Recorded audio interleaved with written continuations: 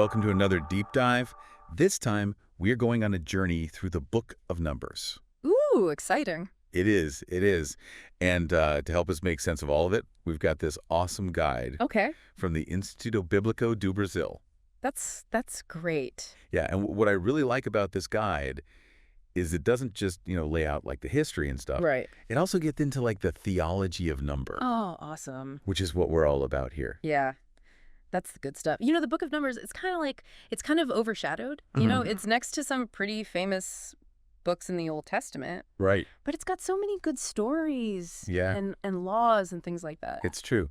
And speaking of interesting things, Okay. did you know Numbers actually has two names? Two names. I did not know that. Yeah, so we know it as Numbers, Right. which comes from the Greek arismoi, Okay. and that means like counts or numberings. Okay, that makes sense.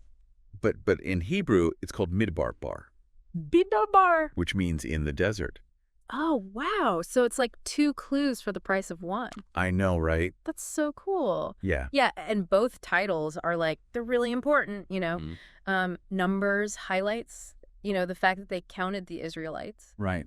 and organized them into tribes and all these detailed instructions Mm-hmm. for rituals and offerings. So it's really showing God's meticulous care Right. and his desire for there to be order among his people. It's like he's trying to set up like the blueprint Yeah. for like a well-functioning society. Right. But then in the desert adds like another whole dimension to it. Totally. Yeah. Because it's like, okay, so all this is happening Right. while they're wandering around in the desert. Yeah, it's a hard place to build a society. I know, right? It's like, oh, we're gonna organize you guys perfectly. Yeah. But you're in the desert.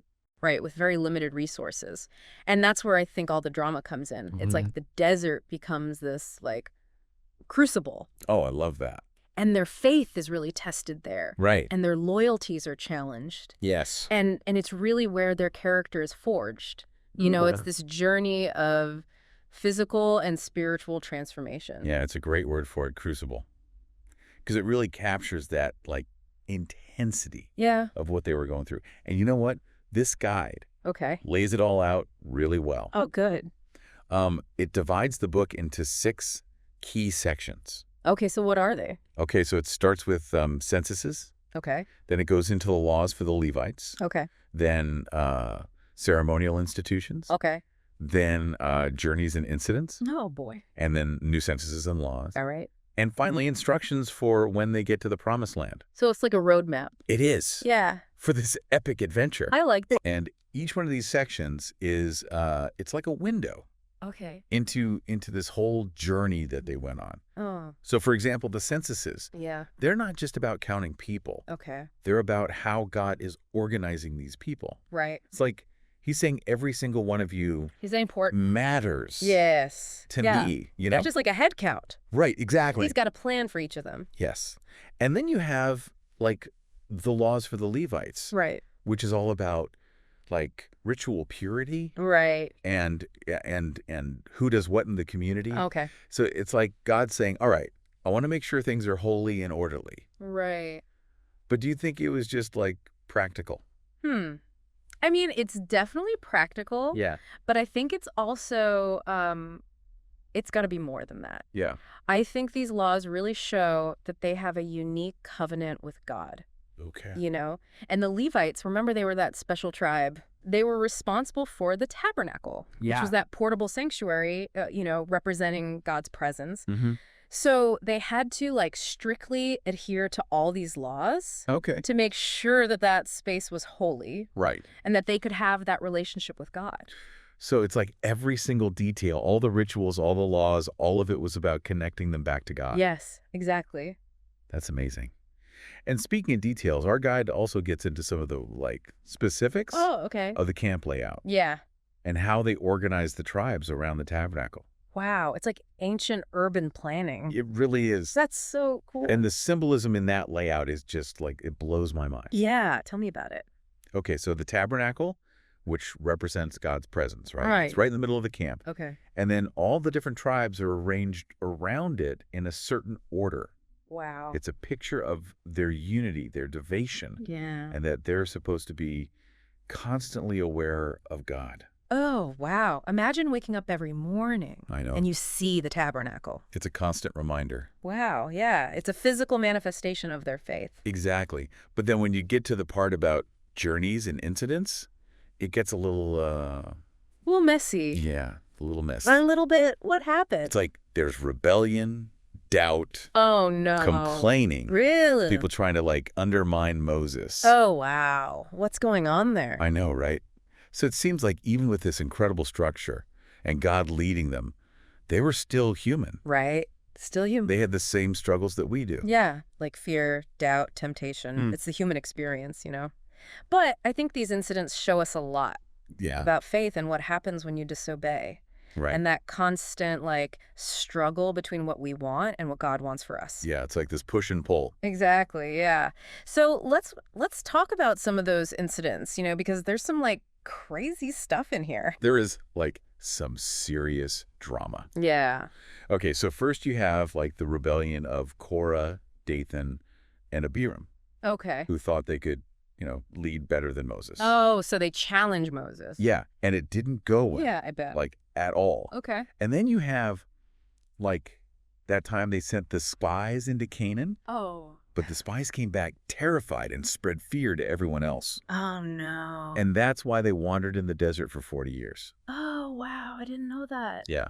That's crazy. It's crazy. And then there's that really weird story about Balaam, Balaam, yeah. this prophet who was hired to curse the Israelites, Yeah. but ended up blessing them instead. What? That's so strange. It's like a whole mini drama. Yeah, it really is. But I think each one of those incidents, it gives us some real insight into, humanity. Yeah. Like Korah's rebellion, that shows us what happens when pride takes over. Right, yeah. What happens when we challenge, God's authority. Right, yeah.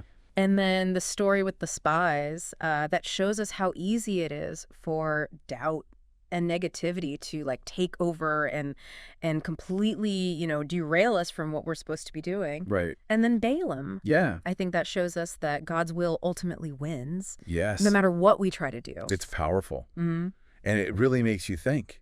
Yeah. Like, how do I deal with my own fears and doubts? Right.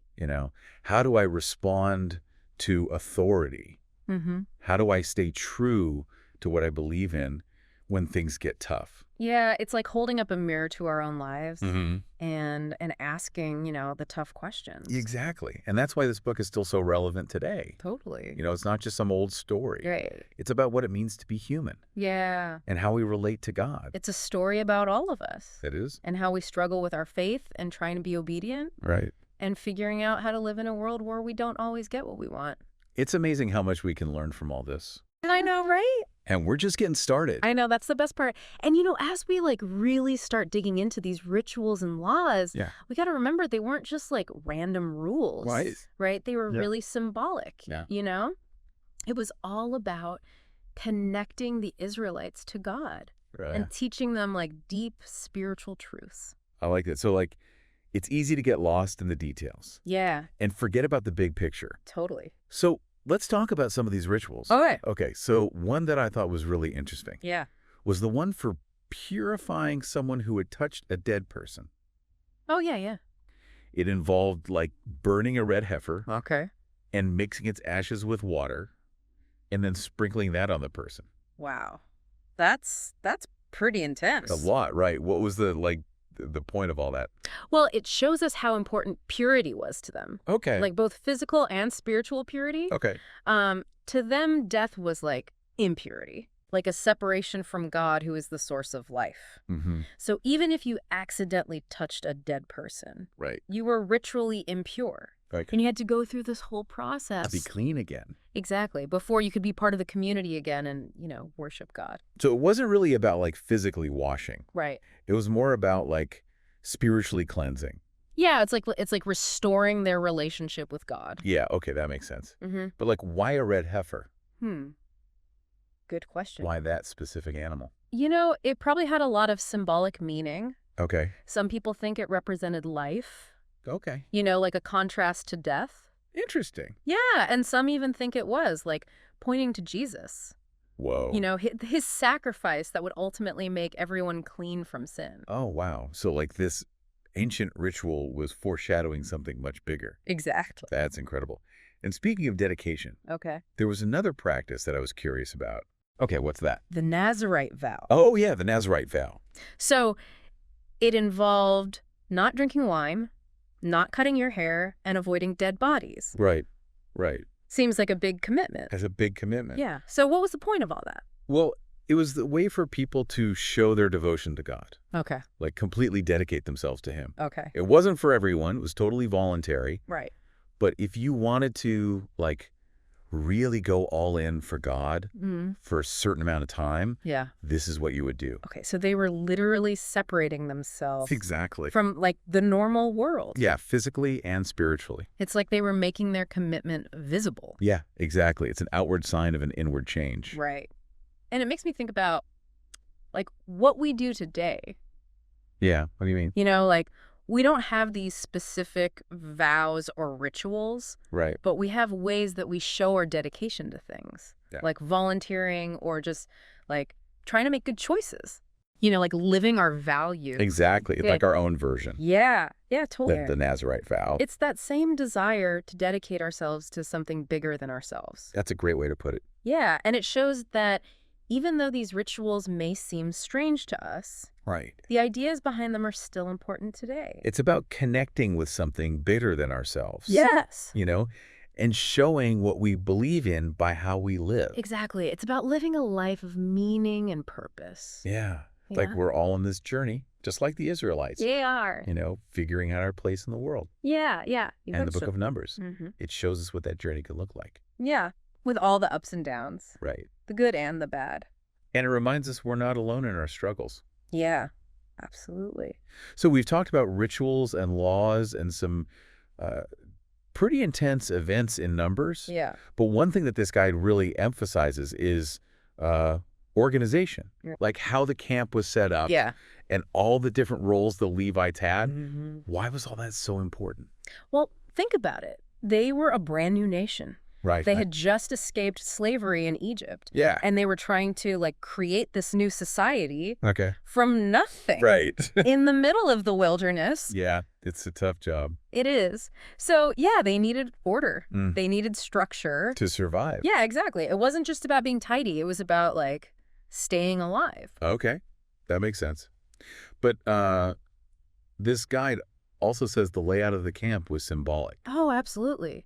Like, remember they believed that God was actually living among them Mm-hmm. in the tabernacle? Right. So the way they set up the camp, it wasn't just random. Okay. It was all about their relationship with God. So how did it reflect their relationship? Like, I'm having trouble picturing this. Okay, so imagine a huge camp, right? Okay. With the tabernacle right in the middle, Okay. like the heart of it all. And all the tribes are arranged around it Mm-hmm. in a specific order. Okay. Each one had their own spot. Okay. And the Levites, remember, they were the ones taking care of the tabernacle? Yeah. They camped closest to it. Okay. So it was like these rings Hmm. of holiness with God right at the center. Wow, that's a really cool image. Yeah, So their physical setup was like a mirror of their spiritual setup, exactly. They were constantly surrounded by these reminders of God's presence. and their place in this divine order. Right, But what about all those specific jobs for the Levites? right. Like our guide talks about who did what in a lot of detail. Yeah. Was all that detail really necessary? Well, they believed that serving God required like a lot of precision Okay. and a deep understanding of what they were supposed to do. Okay. The Levites, they were like the go-betweens. Between the people and God. Yeah, making sure the rituals and offerings were done the right way, Okay. according to God's instructions. So every tiny detail mattered. Yeah, because each task was part of something bigger.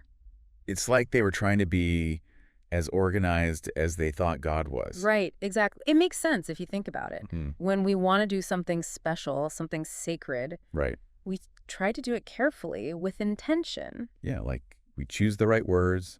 We have special ritual. Exactly. We eliminate distractions. Because we want to show that we understand how important it is. Yes.